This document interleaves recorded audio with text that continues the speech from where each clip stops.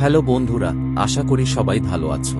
গল্প তারা চ্যানেলের পক্ষ থেকে আজকের গল্পে সবাইকে স্বাগতম। গল্পটি ভালো লাগলে চ্যানেলটি সাবস্ক্রাইব করবেন। চলুন গল্পে ফেরা যাক। গ্রামের নাম ছিল পলাশপুর। ছোট্ট নিরিবিলি এই গ্রামে কুসংস্কারের ছড়াছড়ি।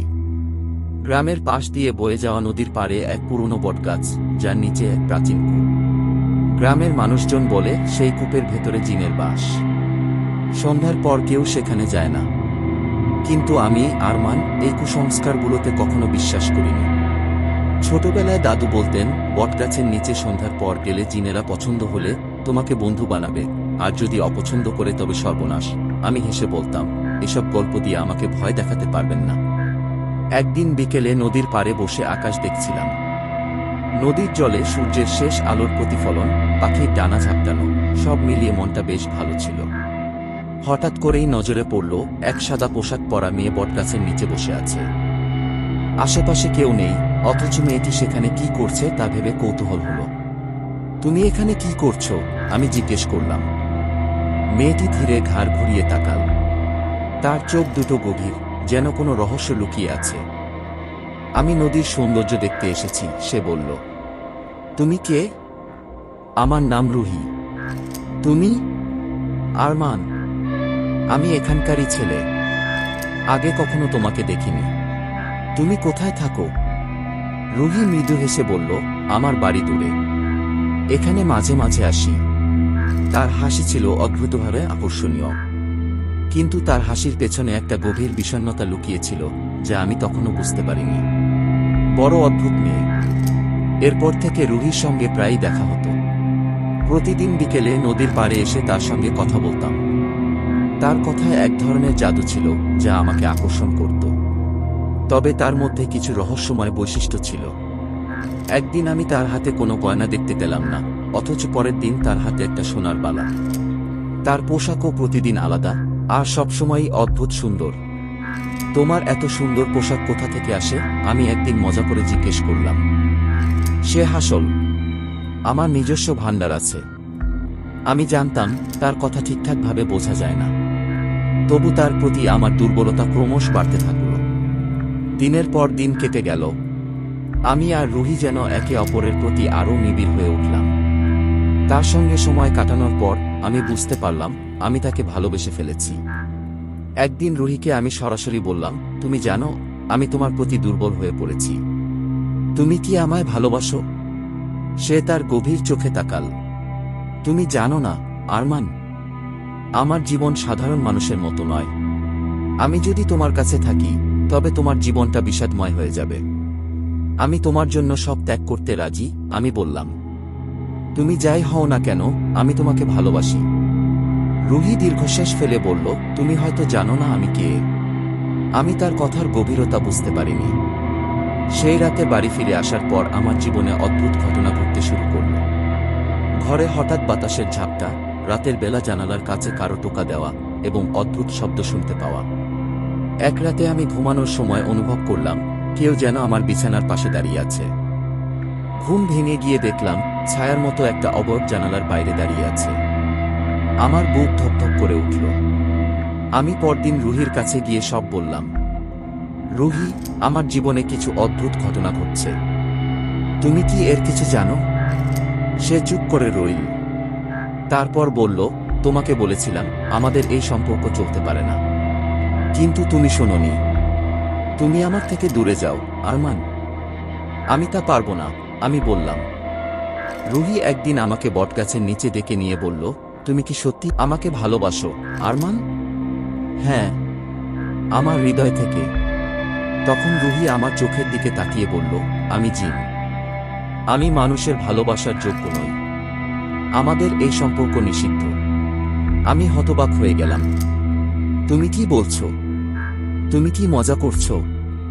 সে তার হাত বাড়িয়ে বলল, তুমি যদি সত্যিই আমাকে ভালোবাসো, তবে এই সত্য মেনে নিতে হবে।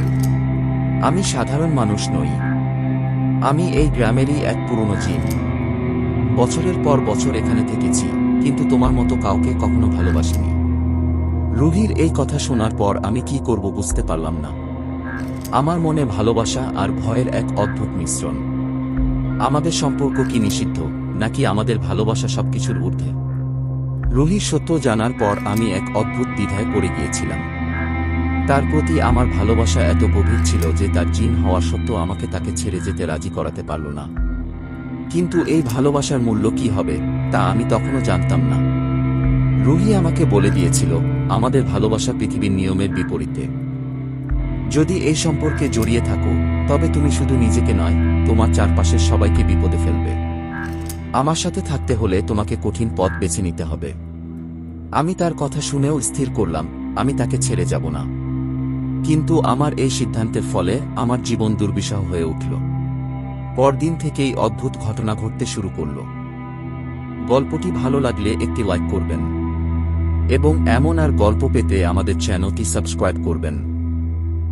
আমার ঘরের দরজা নিজে নিজেই বন্ধ হয়ে যেত, জ্বলন্ত প্রদীপ হঠাৎ নিভে যেত, আর রাতে আমি স্পষ্ট শুনতে পেতাম কারো গলা ফাটানো চিৎকার। প্রথমে ভেবেছিলাম এগুলো আমার মানসিক কল্পনা, কিন্তু যত দিন গেল তত আমার ভয় বেড়ে গেল। এক রাতে রুহি আমার সামনে হাজির হল। তার চোখে গভীর বিষণ্ণতা। সে বলল, আরমান, তুমি আমাকে ভালোবাসো, কিন্তু আমার অভিশপ্ত জীবনের কারণে তোমাকে এসব সহ্য করতে হচ্ছে। তবু তুমি কিভাবে এই ভালোবাসার পথে থাকছ? কারণ আমি তোমাকে ছাড়া বাঁচতে পারি না, আমি দৃঢ়ভাবে বললাম। তখন রুহি আমার দিকে তাকিয়ে বলল, তাহলে তোমাকে এক কঠিন সিদ্ধান্ত নিতে হবে। আমার জীবন অভিশপ্ত। তুমি যদি আমার সঙ্গ চাও তবে তোমাকে আমার মতোই হতে হবে। তুমি কি তা পারবে? আমি বিস্মিত হয়ে বললাম, তোমার মতো? তুমি কি চাও আমি মানুষের জীবন ছেড়ে জিন হয়ে যাই? রুহি মাথা নিচু করে বলল, হ্যাঁ। আমাদের এই সম্পর্ক টিকিয়ে রাখতে এটিই একমাত্র পথ।